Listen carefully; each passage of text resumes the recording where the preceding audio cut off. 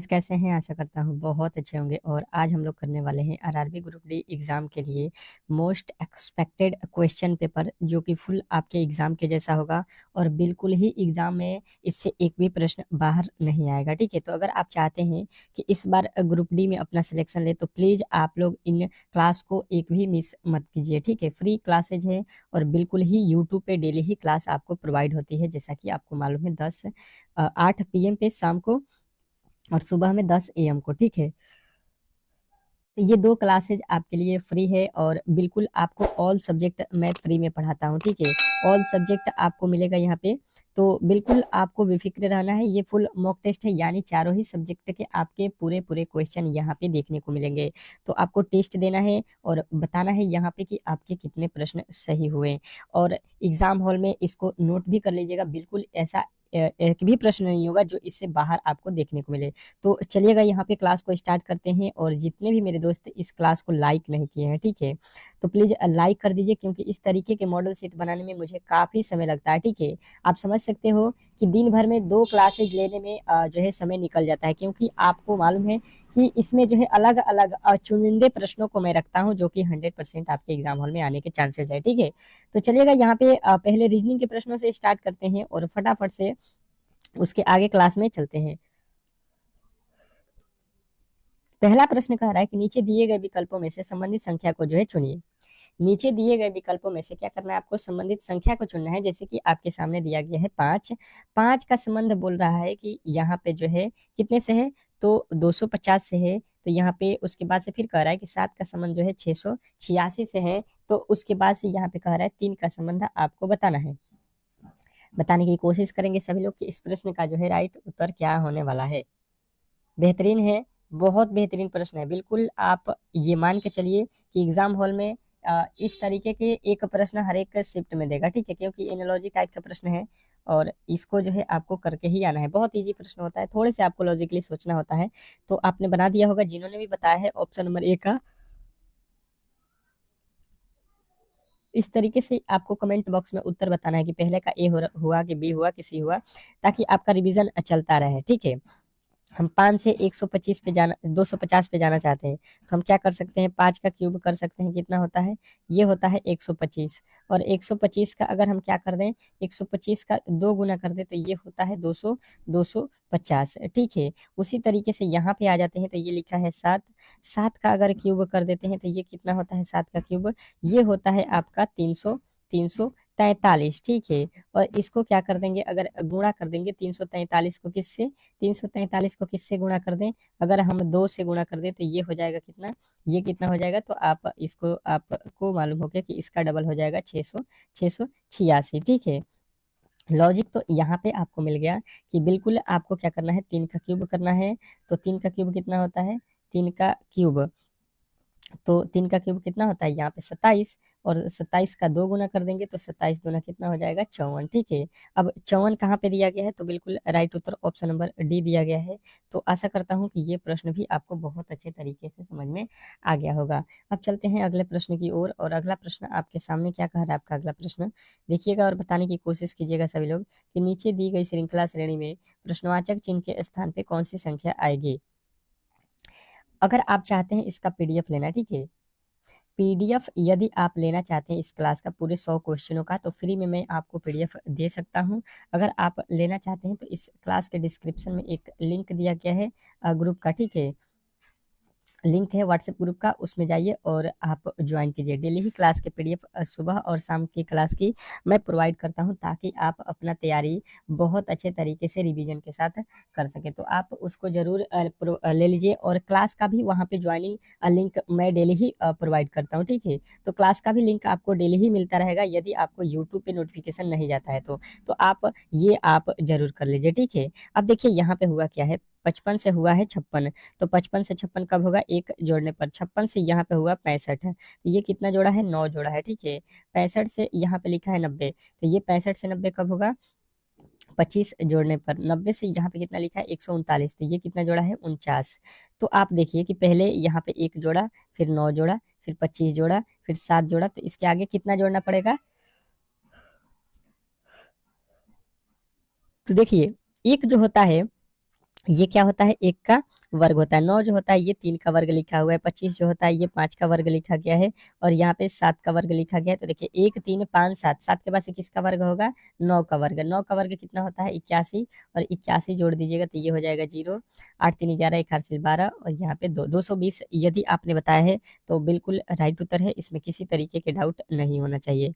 तो आशा करता हूँ कि ये प्रश्न भी आपको बहुत अच्छे तरीके से समझ में आ गया होगा और ऐसे प्रश्नों को कभी भी आप लोग गलत नहीं करोगे। नेक्स्ट प्रश्न की ओर चलेंगे और अगला प्रश्न आपके सामने है। क्या कह रहा है आपका अगला प्रश्न कि उस विकल्प का चयन करें जो दिए गए वर्गों के जो है आलेख को दर्शाता है। उस विकल्प का चयन करें जो दिए गए वर्गों के बीच के आरेख को जो है दर्शाता है। मतलब आपके सामने आरेख क्या है, जापान, फ्रांस और जो है रूस से। तो यहाँ पे जो है आपने इसका जो है वेन डायग्राम बनाना है। बताने की कोशिश करेंगे कि इस प्रश्न का जो है राइट उत्तर क्या होने वाला है। बिल्कुल 10 सेकंड का समय रहेगा हर एक प्रश्न के लिए आपको, और ये 10 सेकंड अति महत्वपूर्ण है। तो बिल्कुल ही इस प्रश्न का सही उत्तर बताने की कोशिश करेंगे सभी लोग। बताइए इस प्रश्न का सही उत्तर क्या होने वाला है। तो वेन डायग्राम के प्रश्न मैंने बहुत अच्छे तरीके से आपको पढ़ाया हुआ है कि देखिए सबसे पहले यहाँ पे क्या लिखा है, फ्रांस लिखा है, ठीक है। तो फ्रांस एक देश है, आपको यहाँ पे बता लेना है। जर फ्रांस सॉरी जापान जो है एक देश था, फिर जो है फ्रांस एक देश है, दोनों ही देश हैं, और रूस भी एक देश है। तो तीनों ही अलग अलग देश हुए, ठीक है। तीनों ही अलग अलग देश है तो तीनों का वेन डायग्राम अलग हो जाएगा। तो आपका राइट उत्तर क्या हो जाएगा, ऑप्शन नंबर डी। डी जो है इस प्रश्न का बिल्कुल राइट उत्तर है। आशा करता हूँ कि ये प्रश्न भी आपको अच्छे तरीके से समझ में आ गया होगा। नेक्स्ट प्रश्न की ओर चलते हैं और अगला प्रश्न देखिए। अगला प्रश्न आपके सामने है, बिल्कुल आपको यहाँ पे बताना है आपका अगला प्रश्न कि जो है चौथे नंबर प्रश्न कह रहा है कि निम्नलिखित में से लुप्त संख्या ज्ञात कीजिए। अब जो है आपको लुप्त संख्या बताना है। बहुत बेहतरीन प्रश्न है, बिल्कुल आप कर सकते हो। तो पहले 10 सेकंड जो आपके पास समय है उसको यहाँ पे बेहतर तरीके से यूज कीजिए और इस प्रश्न को खुद से बनाने की कोशिश करेंगे तो आइडिया आपको भी लग जाएगा। थोड़े से आपको जो है यहाँ पे कोड वाला भाषा में इस प्रश्न को सॉल्व करना है। बिल्कुल आप देख रहे होगे कि ये वर्ग है, ये भी संख्या वर्ग है, तो यहाँ पे भी संख्या वर्ग वाला ही आएगा। अब ये किसका वर्ग है ये थोड़े से आइडिया लगा लीजिएगा तो बिल्कुल आसानी हो जाएगा कि ये जो है 12 का वर्ग लिखा गया है और ये जो है आपके 22 का वर्ग लिखा गया है, ठीक है। तो लॉजिकली अगर हम देखेंगे तो यहाँ पे हमें ये समझ में आ रहा है कि ये डी का कोड होता है 4 और एच का कोड होता है 8। तो 8 और 4 दोनों को जोड़ेंगे तो 12 होता है और 12 का वर्ग कर देंगे तो 144 हो जाएगा। बात क्लियर समझ में आ रहा होगा। तो आप इस प्रश्न को सॉल्व कर सकते हो। यहाँ पे टी लिखा हुआ है ये होता है 20 पे, और यहाँ पे जो है बी जो है लिखा गया है ये होता है 2 पे। तो 20 2 कितना होता है 22, और 22 का जब वर्ग करेंगे तो ये कितना हो जाएगा 400। 400 कितना हो जाएगा तो यहाँ पे 84 हो जाएगा। अब जो है यहाँ पे आ जाइए तो 6 एफ का वर्ग एफ का कोड कितना होता है 6 और एच का कोड कितना होता है 8। तो 8 और 6 जोड़ेंगे 8 6 14 हो जाएगा। 14 का वर्ग करेंगे 14 का वर्ग, तो 14 का वर्ग कितना हो जाएगा तो ये होता है 196। और 196 यदि आपने बताया है तो बिल्कुल राइट उत्तर हो जाएगा जो कि ऑप्शन नंबर ए में दिया गया है। तो आशा करता हूं कि ये प्रश्न भी आपको बहुत अच्छे तरीके से समझ में आ गया होगा और ऐसे प्रश्नों को कभी भी आप लोग गलत नहीं करोगे। नेक्स्ट प्रश्न की ओर चलेंगे और अगला प्रश्न आपके सामने है। क्या कह रहा है आपका अगला प्रश्न कि नीचे दिए गए पासे में एम के विपरीत फलक पर क्या होगा। एम के विपरीत फलक पर जो है हम लोगों से पूछा गया है कि क्या होने वाला है। बेहतर है मैंने क्लास में आपको बिल्कुल ही पासे के प्रश्न पढ़ाया हुआ है तो गलती की गुंजाइश तो किसी भी एंगल से नहीं होना चाहिए। बताएंगे आपका समय जो है 10 सेकंड दिया गया है वो स्टार्ट है। तो आप बताने की कोशिश करेंगे कि 10 सेकंड में इस प्रश्न का राइट उत्तर क्या होने वाला है। 5वें नंबर प्रश्न का उत्तर क्या होगा, ए होगा कि बी होगा कि सी होगा, ये आपको कमेंट बॉक्स में बताना है। क्योंकि देखिए ये मॉडल सेट करा रहा हूँ, जितना ही प्रेस्टिक अगर आप करिएगा उतना ही बेहतर एग्जाम हॉल में रिजल्ट भी आपको देखने को मिलेगा। क्योंकि निगेटिव मार्किंग भी है और समय भी आपको 100 प्रश्नों को बनाने के लिए केवल और केवल मात्र 90 मिनट दिया जाएगा।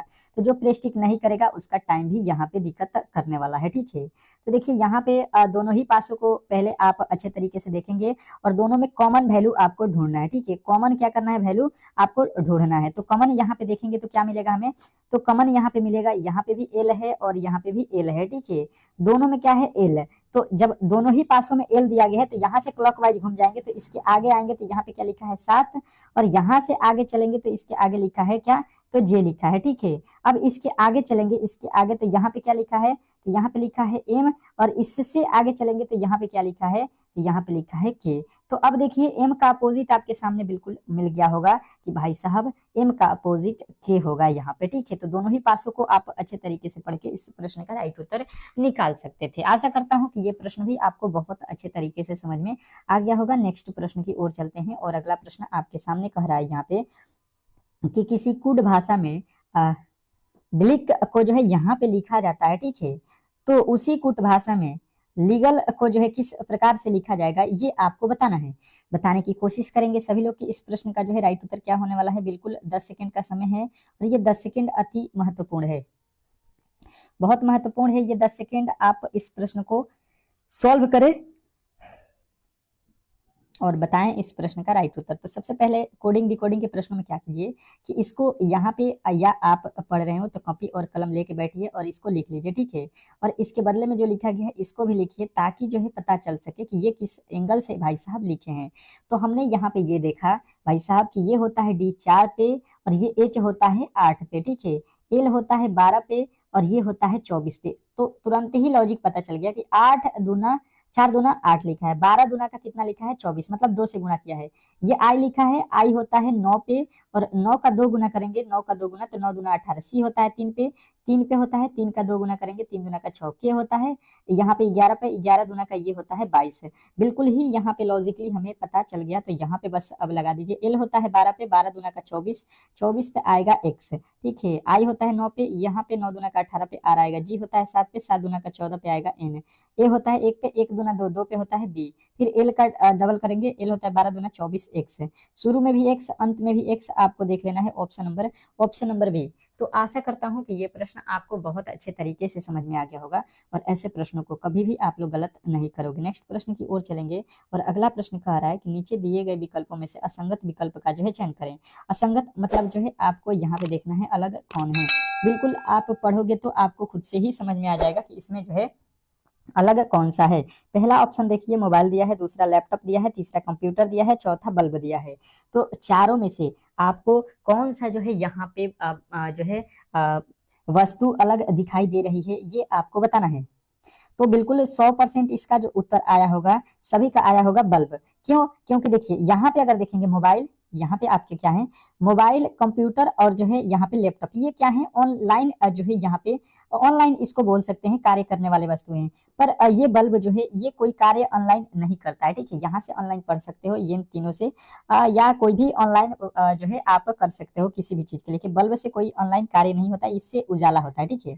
तो इस तरीके से तो आप जो है बता सकते थे। अगला प्रश्न देखिएगा आपके सामने आ चुका है, कह रहा है कि दी गई आकृति में सीधी रेखाओं की जो है न्यूनतम संख्या ज्ञात कीजिए।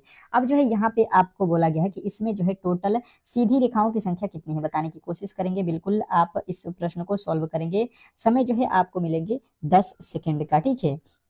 सीधी रेखा काउंट करना है, आपके एग्जाम हॉल में देगा क्या, तो वर्ग काउंट करने को सीधी रेखा भी बोल सकता है, त्रिभुज बोलेगा, आयत बोलेगा। तो ये जो है आपको ध्यान देना है। काउंट कीजिए। अब तक तो मुझे लगता है कि सारे ही लोग काउंट कर लिए होंगे। ऑप्शन जो है 8वें का कौन सा सही हो रहा है, ए हो रहा है कि बी हो रहा है कि सी हो रहा है, ये तो आपको कमेंट बॉक्स में बिल्कुल ही पता चल जाएगा, ठीक है। तो बिल्कुल बताने की कोशिश करेंगे कि इस प्रश्न का जो है राइट उत्तर जो है क्या होने वाला है। तो हमने यहाँ पे क्या देखा, सीधी रेखाओं काउंट करना है। तो देखिए यहाँ से अगर स्टार्ट करेंगे तो ये हो गया एक सीधी रेखा, फिर ये 2 हो गया, ये आपका 3 हो गया, ये आपका 4 हो गया, ये आपका 5 हो गया, ये आपका 6 हो गया, ठीक है। 6 हो गया, 6 के बाद से देखिए ये आपका 7 हो गया, 7 के बाद से ये आपका 8 हो गया, ये आपका 9 हो गया, 9 के बाद से ये आपका 10 हो गया, ये आपका 11 हुआ, ये आपका 12 हुआ, ये आपका 13 हुआ, ये आपका 14 हुआ, ये आपका 15 हुआ, ये आपका 16 हुआ और ये आपका कितना हो गया 17। तो टोटल हमने जब काउंट किया इसमें टोटल जो है सीधी रेखाओं की संख्या जब हमने यहाँ पे काउंट किया तो कितना हमें मिला 17। 17 जो है आपके राइट उत्तर किस ऑप्शन में दिया गया है, तो कहिएगा ऑप्शन नंबर डी।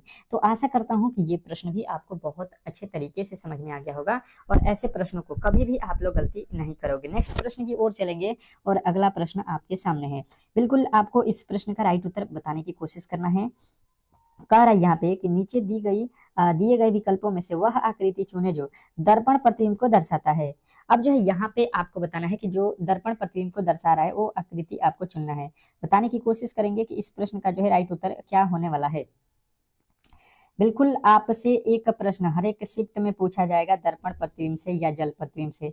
तो मैंने आपको बताया है कि जब दर्पण बोलेगा तो लेफ्ट का क्या हो जाएगा, राइट, राइट को क्या हो जाएगा, लेफ्ट हो जाएगा। ये कंडीशन किसमें कार्य करता है, तो ये जो है दर्पण के लिए कार्य करता है। पर अगर आपसे पूछ देगा कि भाई साहब आपको जो है जल प्रतिबिंब बताना है, तो क्या होता है जल प्रतिबिंब में, तो नीचे का ऊपर हो जाता है, ऊपर का नीचे, ये आपको याद रखना है। तो अब देखिए इसको किस तरीके से सॉल्व करेंगे। ये वाले भाई साहब यहाँ पे आएंगे और यहाँ पे बिल्कुल इस तरीके से बनेगा, और ये तीर का जो निशान है ये बिल्कुल आपको इस तरीके से चला जाएगा, ठीक है।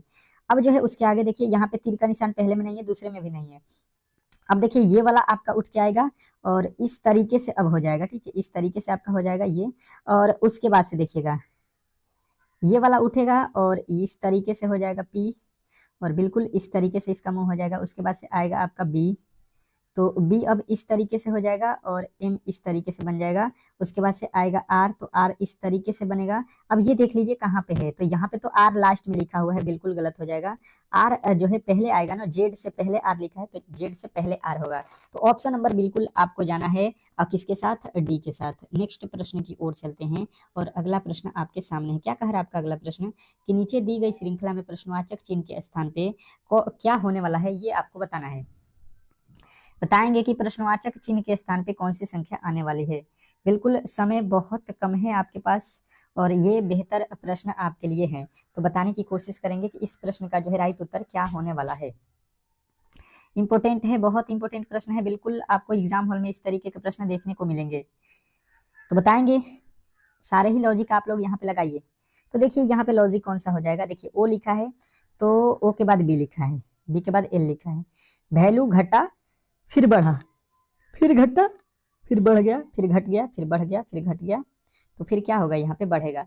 तो बिल्कुल यहाँ पे जो है लॉजिकली अगर देखेंगे तो बढ़ेगा, पर कितना बढ़ेगा कितना घटेगा ये तो कोई लॉजिक ही यहाँ पे हमें पता नहीं चल रहा है। तो दूसरे एंगल से देख लेते हैं इसको। देखिए सबसे पहले इसके कोड रख लेते हैं। देखिए इसका एक और तरीका है कि हम क्या करते हैं, देखिए ये श्रृंखला जो है काफी लंबा दिख रहा है हमें, तो एक लॉजिक ये लगा सकते हैं कि पहले का संबंध तीसरे से, तीसरे का संबंध जो है पांचवे से, पांचवे का सातवें से, सातवें का नौवां से अगर लगाते हैं तो बिल्कुल हमारा राइट उत्तर मिल जाएगा। तो देखिए ये आपका होता है 15 पे, ये होता है 12 पे, ये होता है आपके 9 पे, ये होता है आपके 6 पे, ये कितना पे यानी कि आएगा, तो देखिए 12 से 15, 15 से 12 हुआ, 12 से 9 हुआ, 9 से 6 हुआ, 6 से जब हम क्या करेंगे 3 माइनस कर देंगे, सब में देखिए 3 3 माइनस करके लिखा गया है, तो हम भी 3 यहाँ पे माइनस करेंगे तो 3 हो जाएगा। और 3 पे कौन सी संख्या आती है, सी, तो सी जो है हमारा राइट उत्तर हो जाएगा, जो कि ऑप्शन नंबर ए में दिया गया है। तो आशा करता हूँ कि ये प्रश्न भी आपको बहुत अच्छे तरीके से समझ में आ गया होगा। नेक्स्ट प्रश्न की ओर चलेंगे और अगला प्रश्न आपके सामने कह रहा है कि किसी एक पंक्ति में बी की रैंक दाएं से 40वीं और बाएं से जो है 200वीं है, तो इस पंक्ति में कुल कितने व्यक्ति हैं ये आपको काउंट करना है। बताएंगे, बिल्कुल इस तरीके के प्रश्न मैंने आपको क्लास में पढ़ाया हुआ है, तो गलती की तो गुंजाइश किसी भी एंगल से नहीं होना चाहिए, गलती किसी भी एंगल से जो है यहाँ पे होनी नहीं चाहिए, ठीक है। तो बताएंगे कि इस प्रश्न का जो है राइट उत्तर क्या होने वाला है। अब देखेंगे यहाँ पे हम लोग बेहतर तरीके से कि प्रश्न में बोला क्या गया है। तो देखिए एक पंक्ति है, उसमें जो है एक व्यक्ति जो है अगर उसका रैंक दाएं से देखेंगे तो 400 है और बाएं से देखेंगे तो आपका कितना हो जाएगा, 200 हो गया। मतलब अगर आप देखिएगा तो ये मान लीजिए कि ये एक लाइन है, ठीक है, दाहिने और बाएं वाली बात यहाँ पे समझ लेते हैं, ये आपकी लाइन है और बीच में आप खड़े हो कहीं पे, तो अगर मान लो हम इधर से काउंट करें तो आपका नंबर आ रहा है 200, फिर इधर से काउंट कर रहे हैं तो आपका नंबर आ रहा है 400 पे, ठीक है। तो आपको तो 2 बार काउंट किया गया है, लेफ्ट से भी और राइट से भी गिना गया है, तो पहले इन दोनों को जोड़ लेते हैं, तो ये तो हो जाएगा 600। पर आप देखिएगा कि आपको लेफ्ट से भी काउंट किया गया है, राइट से भी काउंट किया गया है, तो आप 2 बार थोड़ी ना हो वहां पे, उस श्रृंखला में केवल और केवल एक बार हो, तो उसमें से एक घटा देंगे तो 500 कितना हो जाएगा, 99, और 599 आपका बिल्कुल राइट उत्तर ऑप्शन नंबर ए में दिया गया है। तो आशा करता हूँ कि ये प्रश्न भी आपको बहुत अच्छे तरीके से समझ में आ गया होगा। नेक्स्ट प्रश्न की ओर चलेंगे। अगला प्रश्न कह रहा है कि नीचे दी गई विकल्पों में से संबंधित संख्या को चुनिए, नीचे दिए गए विकल्पों में से संबंधित संख्या को चुनिए। बताइएगा कि इस प्रश्न का जो है राइट उत्तर क्या होने वाला है। एनालॉजी का प्रश्न है, गलती किसी भी एंगल से नहीं होना चाहिए, गलती की गुंजाइश किसी भी एंगल से नहीं होना चाहिए, क्योंकि एनालॉजी के प्रश्न होते बहुत इजी हैं पर थोड़े से दिक्कत वाले होते हैं। जो अच्छे तरीके से जीके ओके जानता है, ठीक है, जीके जीएस में जिसकी पकड़ है वो कभी भी एनालॉजी को गलत नहीं कर सकता। जैसे में लिखा है रोगाणु, रोगाणु का संबंध रोग से है, तो युद्ध का संबंध किससे होगा, रोगाणु का संबंध रोग से है तो युद्ध का संबंध किससे होगा? देखिए रोगाणु से क्या होता है? रोग होता है, ठीक है। रोगाणु से क्या होता है? रोग होता है। बिल्कुल बात यहाँ पे सही किया कहा है। तो युद्ध से क्या होता है? अब आपके दिमाग में यहाँ पे तुरंत ही बात आना चाहिए कि जब युद्ध कहीं पे होता है तो वहां पे क्या होता है? विनाश होता है। विनाश जो है आपका बिल्कुल राइट उत्तर ऑप्शन नंबर बी जो है इस प्रश्न का 100% सही उत्तर है। तो आशा करता हूं कि ये प्रश्न भी आपको बहुत अच्छे तरीके से समझ में आ गया होगा। नेक्स्ट प्रश्न की ओर चलेंगे और अगला प्रश्न कह रहा है कि यदि दी गई समीकरण में प्लस और माइनस को आपस में बदल दिया जाए तो समीकरण का जो है मान क्या होगा? कह रहा है कि यदि दी गई समीकरण में प्लस और माइनस को जो है आपस में बदल दिया जाए तो समीकरण का मान क्या होगा? यहाँ पे जो है ऑप्शन में गड़बड़ी है, यहाँ पे एक लिखा है, ठीक है, ये 4 नहीं है, ये 1 है, 10 ऑप्शन में है 1। अब बताएंगे इस प्रश्न का जो है राइट उत्तर क्या होने वाला है। बिल्कुल आपको 10 सेकंड दिया जाएगा। किसी भी तरीके से आपको इस प्रश्न का राइट उत्तर बताना है कि ए होगा कि बी होगा कि सी होगा या डी होगा। तो मेरे साथ कोशिश कीजिए मेरे से पहले हर एक प्रश्न को सॉल्व करना, तो ही बेहतर स्कोर कर पाइएगा। अब चलिए इसको सॉल्व करते हैं। बोला क्या है कि जहाँ पे प्लस होगा वहाँ पे माइनस और जहाँ पे माइनस होगा वहाँ पे प्लस। तो ये प्लस है तो भाई साहब को माइनस कर लीजिए, जहाँ पे माइनस है यहाँ पे प्लस कर लीजिए। अब बिल्कुल इसको सॉल्व कर सकते हो। कितना हो जाएगा? 15 माइनस 30। अब देखिए सबसे पहले बोर्डमॉस के नियम बोलता क्या है कि सबसे पहले आपको भाग करना है।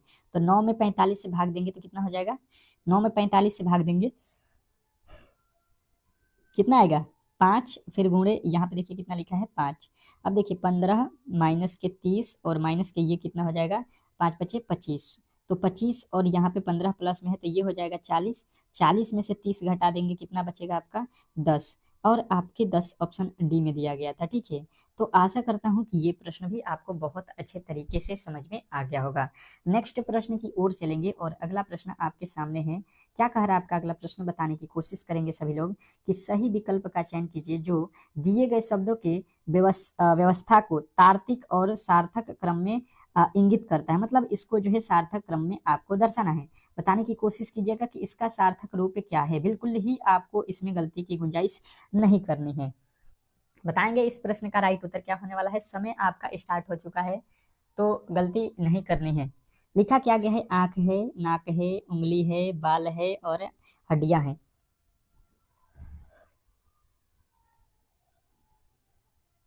तो देखिए इसकी अगर हम चलेंगे क्या साइज पे, मतलब कौन कितना बड़ा होता है, इसके आकार पे चलेंगे तो बिल्कुल इसका जो है इसका सटीक उत्तर हम पा सकते हैं कि सबसे पहले देखिए सबसे छोटा नाक हो जाएगा तो 2 पहले आएगा। नाक के बाद क्या आएगा? आंख आएगा। आंख नाक से बड़ा होता है। उसके बाद से क्या आता है? उंगली होता है या बाल होता है या हड्डी होती है? तो उंगली उससे बड़ा होता है यानी कि आपका 3 हो जाएगा। और उसके बाद से आपका बाल होता है, बाल मतलब जो केस होता है। उसके बाद से हड्डी, हड्डी जो है सबसे बड़ी होती है। तो आप देख लीजिए ये कहाँ पे दिया गया है, तो ऑप्शन नंबर ए। ऑप्शन नंबर ए को यदि आपने चूज किया है, बताया है, तो बिल्कुल राइट उत्तर है। इसमें किसी तरीके के डाउट नहीं होना चाहिए। नेक्स्ट प्रश्न की ओर चलेंगे। अगला प्रश्न यहाँ पे आपके सामने कह रहा है कथन कि जो है पी क्यू आर यहाँ पे आपको दिया गया है, ठीक है। और इसको जो है आपको बताना है कौन बड़ा है कौन छोटा है। तो जो भी कंडीशन दिया गया है उसको सबसे पहले आप फॉलो कीजिए और इसमें कथन के निष्कर्ष को आप बताइए। बताने की कोशिश करेंगे सभी लोग कि इस प्रश्न का राइट उत्तर जो है क्या होने वाला है। चलिएगा देख लेते हैं इस प्रश्न को बहुत अच्छे तरीके से कि बोला क्या है। सबसे पहले बोला है कि P जो है P वो Q से क्या है? छोटा है। तो यानी कि जो है आपको क्या करना पड़ेगा कि P को नीचे रखिए Q से, Q जो है इससे बड़ा है। अब जो है कह रहा है कि Q जो है R से क्या है? यहाँ पे बोला है कि Q जो है R से भी बड़ा है। ये क्या है? बड़ा की निशानी। तो R से बड़ा है कौन? Q। तो R को अगर यहाँ पे रखते हैं तो R से भी बड़ा हो जाएगा ये। और बोला गया है S और R बराबर है। S और R यहाँ पे क्या है? बराबर है। S और R दोनों ही बराबर हो गए, ठीक है। और ये जो है आपको P से Q बड़ा है, R से भी Q बड़ा है। ये दोनों तरफ मुंह खुला हुआ है तो जिसके तरफ मुंह खुला होता है वो बड़ा होता है। फिर S से बड़ा कौन है? M है। S से बड़ा कौन है? M है। और M जो है छोटा है किससे? N से। M जो है बड़ा है N से। तो N से बड़ा है यानी कि N हो जाएगा यहाँ पे, ठीक है। N से भी बड़ा देखिए M हो गया, यानी कि ये यहाँ पे आप बराबर कह सकते हो। अब बोला गया है यहाँ पे कि P जो है S से बड़ा है। P जो है P यहाँ पे है और S देखिए इससे बड़ा है। तो देखिए ये दोनों ही बड़े नहीं है, ये बराबर है। बिल्कुल गलत है कि P बड़ा है S से। दूसरा R N से बड़ा है। N जो है बड़ा है R से, बिल्कुल ही नहीं है, ये दोनों ही बराबर हैं। तो न ही निष्कर्ष 1 और न ही निष्कर्ष 2 सही है, ठीक है। दोनों ही निष्कर्ष गलत वाले पे आपको चूज न करना है, जो कि ऑप्शन नंबर किसमें दिया गया है, सी में। तो आशा करता हूं कि ये प्रश्न भी आपको बहुत बेहतरीन तरीके से समझ में आ गया होगा। नेक्स्ट प्रश्न की ओर चलेंगे और अगला प्रश्न देखिएगा आपके सामने आ चुका है कि कितने रजिस्टर न तो औजार है और न ही जो है तलवार है। चलिएगा 10 सेकेंड बिल्कुल आपको यहाँ पे अच्छे तरीके से यूज करना है। बताएंगे इस प्रश्न का जो है राइट उत्तर क्या होने वाला है। बताइए इस प्रश्न का जो है राइट उत्तर क्या होने वाला है, क्या हो सकता है बताइए। तो देखिए यहाँ पे सबसे पहले देखिए टूल्स, स्वार्क और जो है रिगर्स्ट।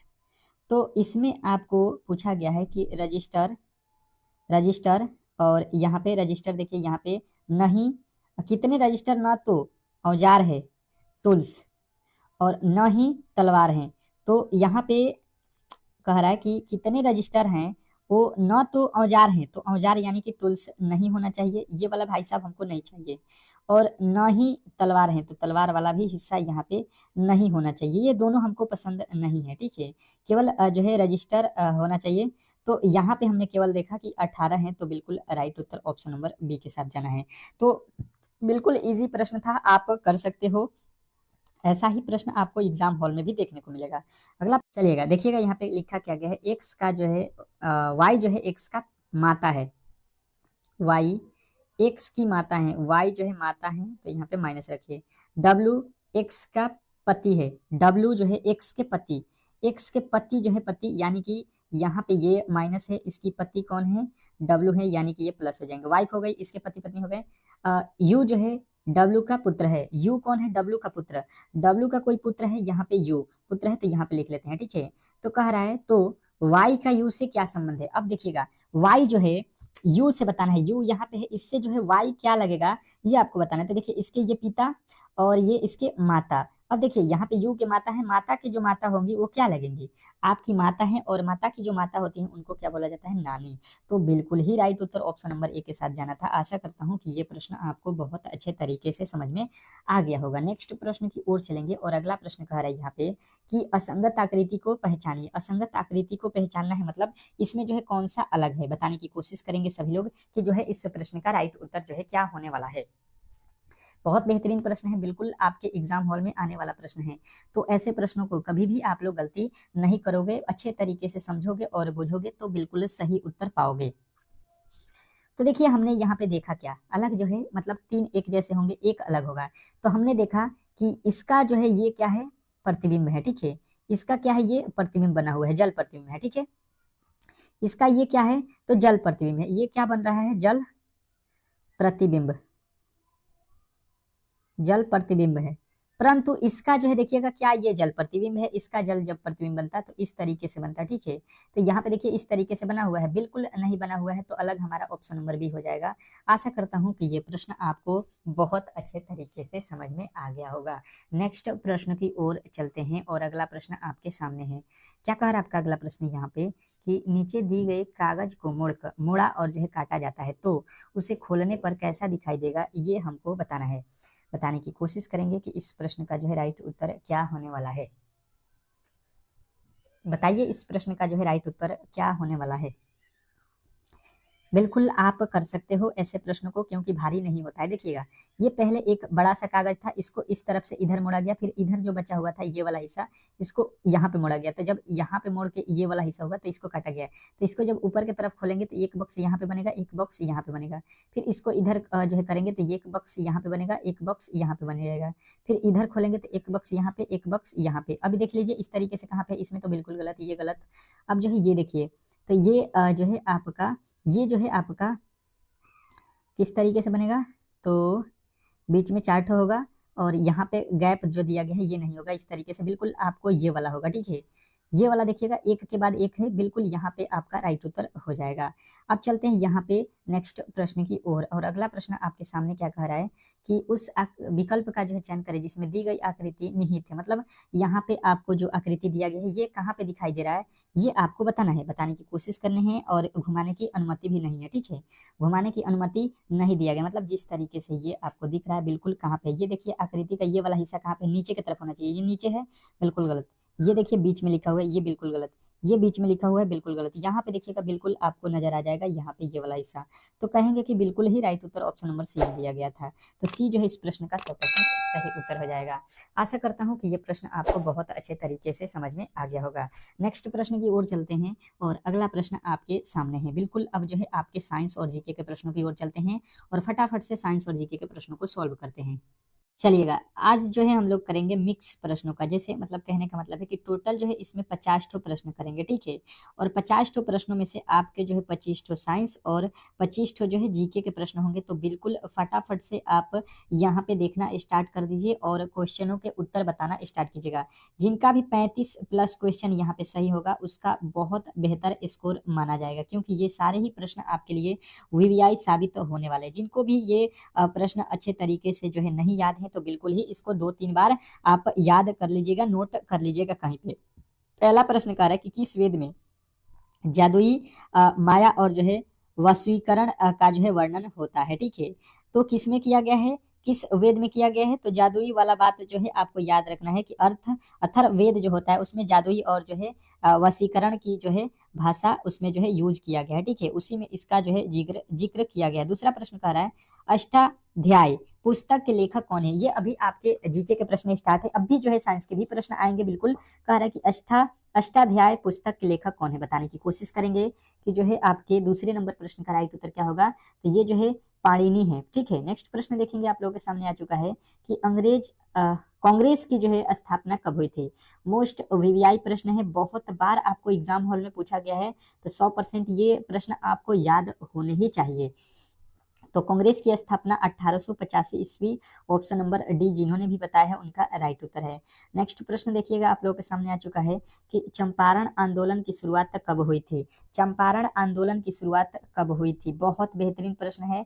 सारे प्रश्न आपको नोट करते जाना है, या पीडीएफ तो मैं आपको दे ही रहा हूँ, तो वहां से भी आप इसको जो है बेहतर तरीके से तैयार कर सकते हो। तो 1917 में जो है चंपारण सत्याग्रह स्टार्ट किया गया था, ठीक है। नेक्स्ट प्रश्न की ओर चलेंगे और अगला प्रश्न कह रहा है कि अमृत क्रांति का संबंध है, अमृत क्रांति का संबंध जो है किससे है, ये आपको बताना है। तो इसकी क्रांति जो है अमृत क्रांति जो है आपको बताना है नदी जोड़ो परियोजना से है, option number B. Option number B को बताए हैं तो बिल्कुल राइट उत्तर है। नेक्स्ट प्रश्न, अगला प्रश्न कह रहा है कि वाट भट्ट किसके दरबारी कवि थे।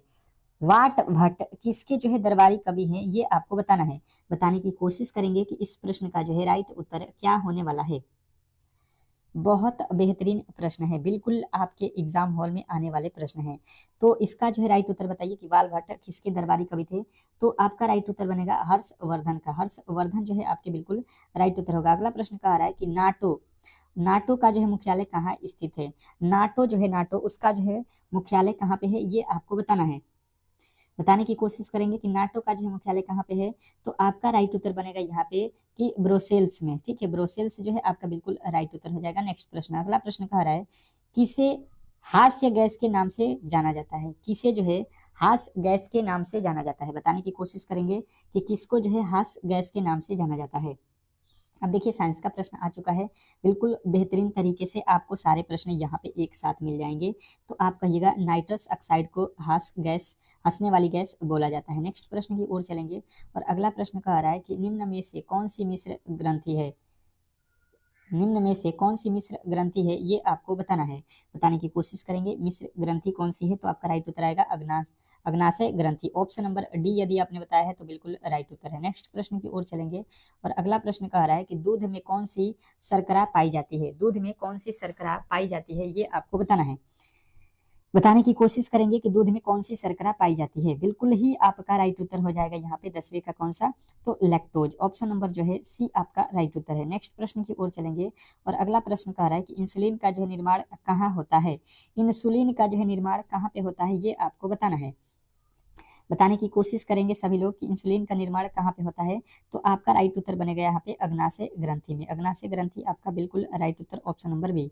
नेक्स्ट प्रश्न की ओर चलेंगे और अगला प्रश्न कह रहा है यहाँ पे आपका क्या कह रहा है, देखिए कि भारत के संविधान में संविधान संशोधन की प्रक्रिया किस देश से ली गई है? जो भारत का संविधान है इसमें संविधान संशोधन किया जाता है, तो ये किसके तहत किया जाता है? तो दक्षिण अफ्रीका के जो है संविधान के तहत से ये किया जाता है, ठीक है, वहां से लिया गया है। किस अनुच्छेद में महान्यायवादी का जो है उल्लेख है? किस अनुच्छेद में महान्यायवादी का उल्लेख है? बताने की कोशिश करेंगे। तो आपका राइट उत्तर बनेगा ऑप्शन नंबर ए, अनुच्छेद 76 यानी ऑप्शन नंबर ए जो है इस प्रश्न का राइट उत्तर होगा। नेक्स्ट प्रश्न देखिएगा, आप लोगों के सामने आ चुका है। खट्टे पदार्थों में कौन सा अम्ल पाया जाता है? खट्टे पदार्थों में कौन सा अम्ल पाया जाता है? बताने की कोशिश करेंगे सभी लोग कि खट्टे पदार्थों में कौन सा अम्ल पाया जाता है। बिल्कुल इंपॉर्टेंट प्रश्न है। तो साइट्रिक अम्ल जो है खट्टे पदार्थों में हम लोगों को मिलता है, ऑप्शन नंबर डी। नेक्स्ट प्रश्न की ओर चलते हैं और अगला प्रश्न कह रहे हैं कि भूदान आंदोलन का संबंध किससे है? भूदान आंदोलन का संबंध किससे है? बताने की कोशिश करेंगे सभी लोग। तो भूदान आंदोलन का संबंध आपसे जब भी पूछा जाए तो ये आचार्य विनोबा भावे से संबंधित है। नेक्स्ट प्रश्न देखिएगा, आप लोगों के सामने आ चुका है कि भारत की प्रथम महिला राष्ट्रपति कौन थी? भारत की प्रथम महिला राष्ट्रपति कौन थी? बताने की कोशिश करेंगे सभी लोग कि भारत की प्रथम महिला जो है राष्ट्रपति कौन थी। तो ये जो है आपको याद रखने प्रतिभा देवी सिंह पाटिल है, ठीक है। नेक्स्ट प्रश्न देखिएगा, कह रहा है कि सबसे ज्यादा प्रोटीन किसमें पाई जाती है? सबसे ज्यादा जो है प्रोटीन किसमें पाई जाती है बताइएगा। तो सबसे ज्यादा प्रोटीन जो है आपको मालूम है कि सोयाबीन में पाया जाता है, ऑप्शन नंबर बी। बी यदि आपने बताया है तो बिल्कुल राइट उत्तर है, इसमें किसी तरीके के डाउट नहीं होना चाहिए। नेक्स्ट प्रश्न कह रहा है यहाँ पे कि आकाश का रंग नीला किसके कारण प्रतीत होता है? आकाश का रंग नीला किसके कारण से दिखाई देता है? बताइएगा। तो आकाश जो है नीला आपको बताना है, प्रकीर्णन के कारण जो है हम लोगों का नीला दिखाई देता है, ऑप्शन नंबर ए। नेक्स्ट प्रश्न की ओर चलेंगे और अगला प्रश्न कह रहा है कि गायत्री मंत्र का जो है उल्लेख किस वेद में है? गायत्री मंत्र का जो है उल्लेख किस वेद में है? बताइएगा कि गायत्री मंत्र का उल्लेख जो है किस वेद में है। तो आपका राइट उत्तर बनेगा ऋग वेद में है, ठीक है, ऋग वेद यानी कि ऑप्शन नंबर बी। आशा करता हूँ कि ये प्रश्न भी आपको बहुत अच्छे तरीके से समझ में आ रहा होगा, ठीक है। कह रहा है यहाँ पे कि वायुमंडल में नाइट्रोजन गैस कितने प्रतिशत पाई जाती है? वायुमंडल में नाइट्रोजन गैस कितनी प्रतिशत पाई जाती है? बताइएगा। 20वें नंबर प्रश्न पे आ चुके हैं। तो वायुमंडल में नाइट्रोजन गैस जो है आपको बताना है 78% पाया जाता है, ऑप्शन नंबर ए के साथ आपको जाना है। नेक्स्ट प्रश्न, अगला प्रश्न देखिएगा आपके सामने आ चुका है। क्या कह रहा है कि हर्ट जो किसकी इकाई है? हर्ट जो होता है, हर्ट ये किसका एसआई मात्रक है? बताइएगा। बहुत इंपॉर्टेंट प्रश्न है, एसआई मात्रक से एक प्रश्न तो बिल्कुल ही पूछा जाएगा। तो आवृत्ति का जब भी एसआई मात्रक पूछा जाएगा तो हर्ट बताना है, ठीक है।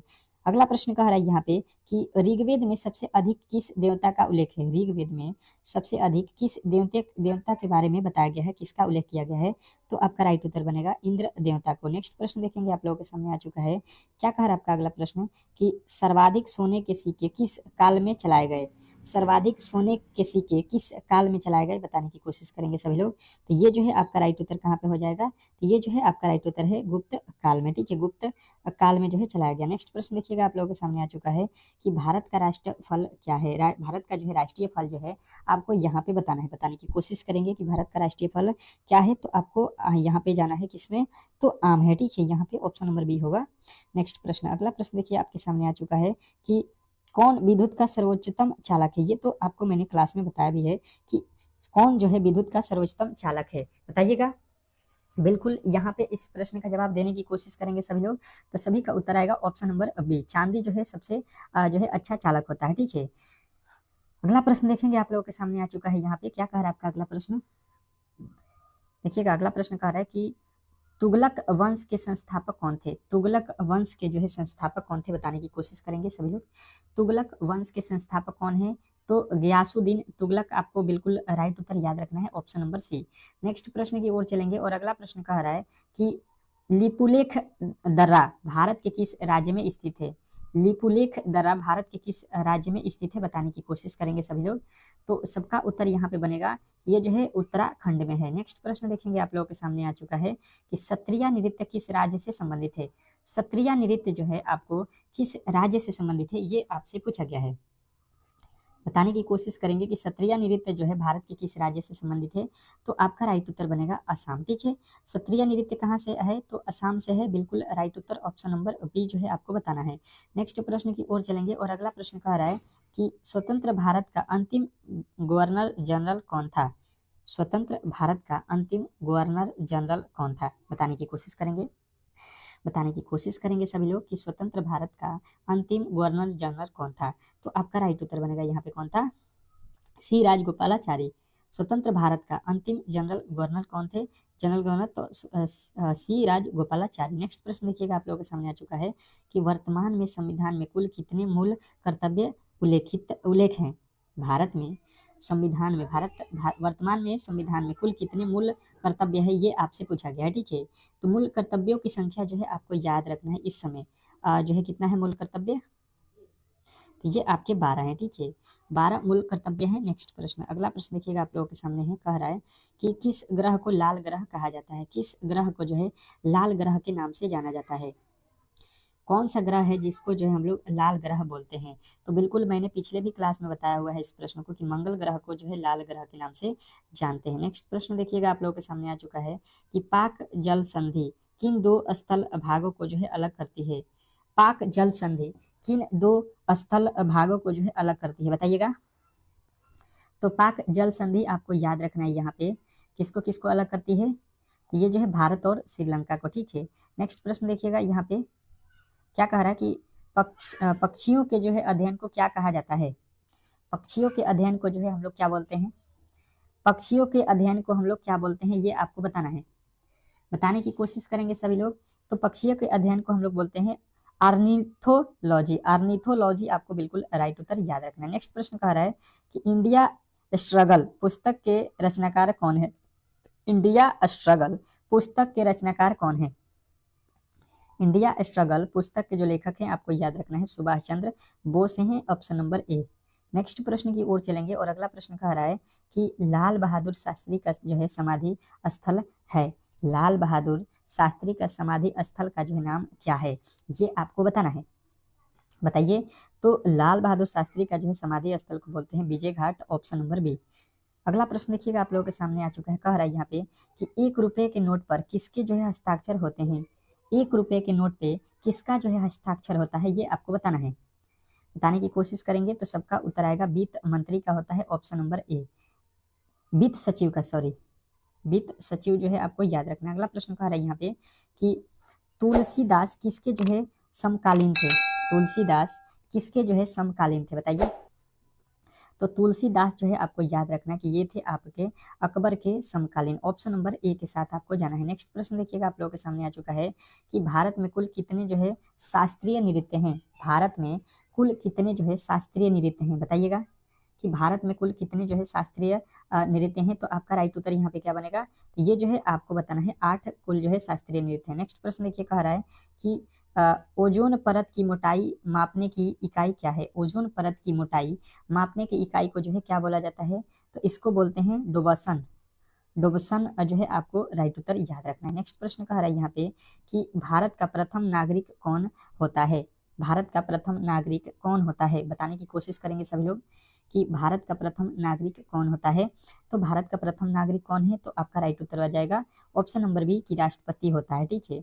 नेक्स्ट प्रश्न की ओर चलेंगे और अगला प्रश्न कह रहा है कि सिंधु सभ्यता के लोग किस धातु को परिचित नहीं थे? सिंधु सभ्यता के लोग किस धातु से परिचित नहीं थे? तो सिंधु सभ्यता के लोग जो है आपको याद रखना है लोहे धातु से परिचित नहीं थे। नेक्स्ट प्रश्न कह रहा है यहाँ पे कि लाल रक्त कणिकाओं का जो है निर्माण कहाँ होता है? लाल रक्त कणिकाओं का निर्माण कहाँ पे होता है, बताने की कोशिश करेंगे सभी लोग।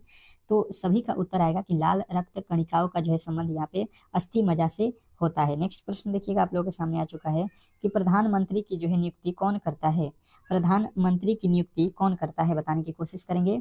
तो प्रधानमंत्री की नियुक्ति जो है आपका राइट उत्तर हो जाएगा, कौन करता है? राष्ट्रपति करता है। नेक्स्ट प्रश्न देखिएगा आप लोगों के सामने आ चुका है, भारत की पहली बोलती फिल्म कौन सी है? भारत की पहली बोलती फिल्म जो है बोली जाने वाली फिल्म कौन सी है? तो आलम आरा है। आलम आरा जो है आपको याद रखना है। नेक्स्ट प्रश्न देखिएगा, कह रहा है कि किस मुगल सम्राट को जो है जिंदा पीर कहा जाता है? किस मुगल सम्राट को जो है जिंदा पीर के नाम से जाना जाता है? तो आपका राइट उत्तर यहाँ पे क्या बनेगा, ये जो है औरंगजेब को बोला जाता है, ऑप्शन नंबर सी के साथ आपको जाना है।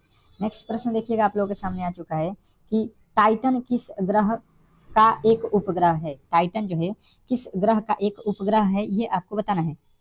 टाइटन किस ग्रह का एक उपग्रह है? तो आपका राइट उत्तर क्या बनेगा, तो ये बनेगा आपका शनि का, ठीक है। नेक्स्ट प्रश्न देखिएगा आप लोगों के सामने आ चुका है और अगला प्रश्न कह रहा है कि इंडिया विंस फ्रीडम किसकी जो है आत्मकथा है? इंडिया विंस फ्रीडम किसकी आत्मकथा है, बताने की कोशिश करेंगे। तो सबका उत्तर आएगा यहाँ पे सैयद अहमद खां का। ठीक है, नेक्स्ट प्रश्न देखिएगा आप लोगों के सामने आ चुका है कि लोकसभा की प्रथम महिला स्पीकर कौन थी। लोकसभा की पहली महिला स्पीकर कौन थी? तो मीरा कुमार। मीरा कुमार जो है पहली जो है महिला थी। नेक्स्ट प्रश्न देखिए, कह रहा है कि पीतल किन धातुओं का मिश्रण है। पीतल जो है किन धातुओं का मिश्रण होता है? तो पीतल जो है तांबा और जस्ते के मिश्रण होता है। नेक्स्ट प्रश्न, अगला प्रश्न देखिएगा, कह रहा है यहाँ पे कि हड़प्पा की जो है सभ्यता किस युग की थी। हड़प्पा की सभ्यता किस युग की थी? तो आपका राइट उत्तर होगा कांस्य का। ठीक है, ऑप्शन नंबर ए। अब चलते हैं यहाँ पे हम लोग मैथ के प्रश्नों की ओर, और मैथ का पहला प्रश्न देखते हैं। मैथ का पहला प्रश्न आपके सामने आता हुआ, और बिल्कुल आपको अच्छे तरीके से इस प्रश्न को बनाना है।